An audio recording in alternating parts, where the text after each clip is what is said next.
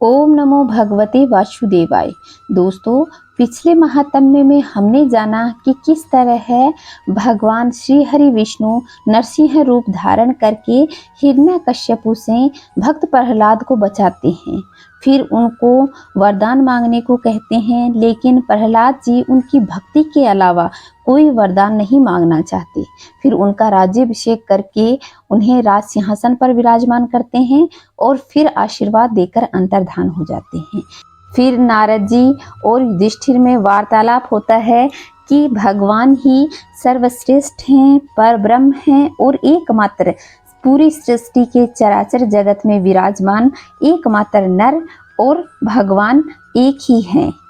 भगवान की संपूर्ण महिमा को जानने के बाद युधिष्ठिर जी में फिर एक लालसा उत्पन्न हो जाती है और वो भगवान के बारे में और जानना चाहते हैं।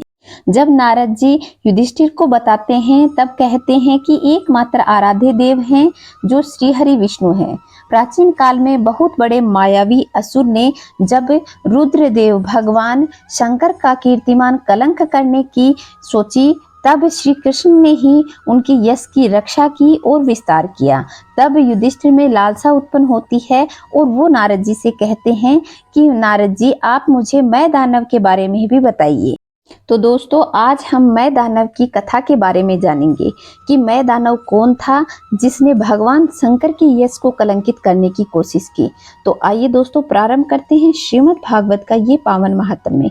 अगर आपने चैनल को सब्सक्राइब नहीं किया है तो चैनल को सब्सक्राइब करके पास के बेल आइकन को दबाएं ताकि हमारे सनातन का ज्ञान घर घर पहुंच सके। कमेंट में जय श्री नारायण अवश्य लिखिएगा। आइए दोस्तों, प्रारंभ करते हैं आज का महात्म्य। नारद जी ने कहा, एक बार इन्हीं भगवान श्री कृष्ण से शक्ति प्राप्त करके देवताओं ने युद्ध में असुरों को जीत लिया। उस समय सबके सब असुर मायावियों के परम गुरु मय दानव की शरण में चले गए। शक्तिशाली मयासुर ने सोने, चांदी और लोहे के 3 विमान बना दिए। वे विमान क्या थे? 3 पुर थे। वे इतने विलक्षण थे कि उनका आना जाना जान नहीं पड़ता था। उनमें अपरिमित सामग्रियां भरी हुई थी। युधिष्ठिर दैत्य सेनापतियों के मन में 3 लोक और लोकाधिपतियों के प्रति वैर भाव तो था ही। अब उनकी याद करके वे तीनों विमानों के द्वारा वे उनमें छिपकर सबका नाश करने लगे। तब लोकपालों के साथ सारी प्रजा भगवान शंकर की शरण में गई और उनसे प्रार्थना की कि प्रभु, त्रिपुर में रहने वाले असुर हमारा नाश कर रहे हैं। हम आपके हैं, अतः देवादिदेव आप हमारी रक्षा कीजिए। उनकी प्रार्थना सुनकर भगवान शंकर ने कृपापूर्ण शब्दों में कहा, डरो मत। फिर उन्होंने अपने धनुष पर बाण चढ़ाकर तीनों पुरों में छोड़ दिया। उनके उस बाण से सूर्य मंडल से निकलने वाली किरणों के समान अन्य बहुत से बाण निकले। उनमें से मानो आग की लपटें निकल रही हों। उनके कारण उन पुरों में दिखना बंद हो गया। उनके स्पर्श से विमान में निष्प्राण होकर के सारे असुर गिर पड़े। महामायावी मैं बहुत से उपाय जानता था। वह उन दैत्यों को उठा लाया और अपने बनाए हुए अमृत के कुएं में डाल दिया। उस सिद्ध अमृत रस का स्पर्श करते ही असुरों का शरीर अत्यंत तेजस्वी और वज्र के समान सुदृढ़ हो गया। बादलों को विदीर्ण करने वाली बिजली किसी आग की तरह उठ खड़े हुए। जब भगवान श्री कृष्ण ने देखा कि महादेव जी तो अपना संकल्प पूरा न होने के कारण बहुत ही उदास हो गए हैं, तब उस असुर पर विजय प्राप्त करने के लिए उन्होंने एक युक्ति की। यह भगवान विष्णु उस समय गो बन गए और ब्रह्मा जी बछड़ा बन गए। दोनों ही मध्याह्न के समय उन तीनों पुरों में गए और उस सिद्ध रस के कुएं का सारा अमृत पी लिया।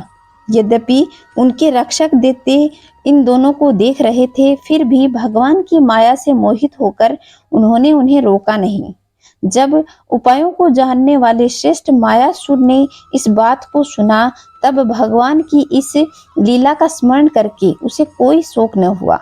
जो राक्षस शोक कर रहे थे उन अमृत रक्षकों को उन्होंने कहा कि भाई, देवता, असुर, मनुष्य अथवा कोई भी प्राणी अपने पराये अथवा दोनों के लिए जो प्रारब्ध विधान है उसे मिटा नहीं सकता। जो होना था सो हो गया, शोक करके क्या करना। इसके बाद भगवान श्री कृष्ण ने अपनी शक्तियों द्वारा भगवान शंकर के युद्ध की सामग्री तैयार की और उन्होंने धर्म से रथ, ज्ञान से सारथी, वैराग्य से ध्वजा, ऐश्वर्य से घोड़े, तपस्या से धनुष, विद्या से कवच, क्रिया से बाण और अपनी अनन्य शक्तियों से अनन्य वस्तुओं का निर्माण किया।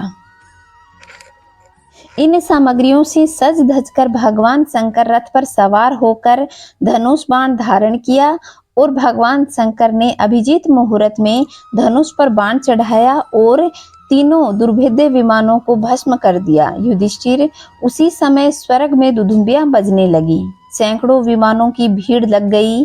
देवता, ऋषि, पितृ और सिद्धेश्वर आनंद से जय जयकार करते हुए पुष्पों की वर्षा करने लगी, अप्सराएं नाचने लगी।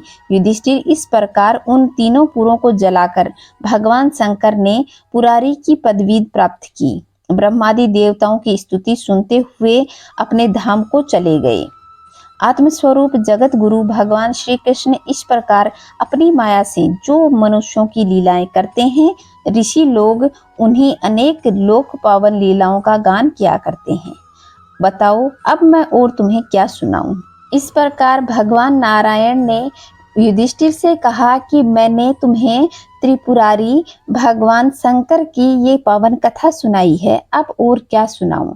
तो दोस्तों, यह थी आज की पावन कथा जिसमें भगवान शंकर को किस तरह पुरारी की उपाधि मिली। हम उन्हें त्रिपुरारी कहते हैं, इसीलिए कहते हैं क्योंकि उन्होंने मयासुर के तीनों पुरों का अंत किया था। आशा करती हूँ आप लोगों को ये वीडियो पसंद आया होगा। वीडियो पसंद आया हो तो वीडियो को लाइक करें, शेयर करें ताकि हमारे सनातन का ज्ञान घर घर पहुंच सके। कमेंट में जय श्री नारायण अवश्य लिखिएगा। खुश रहें, मस्त रहें, चारों तरफ स्वच्छता बनाए रखें। जय श्री नारायण दोस्तों।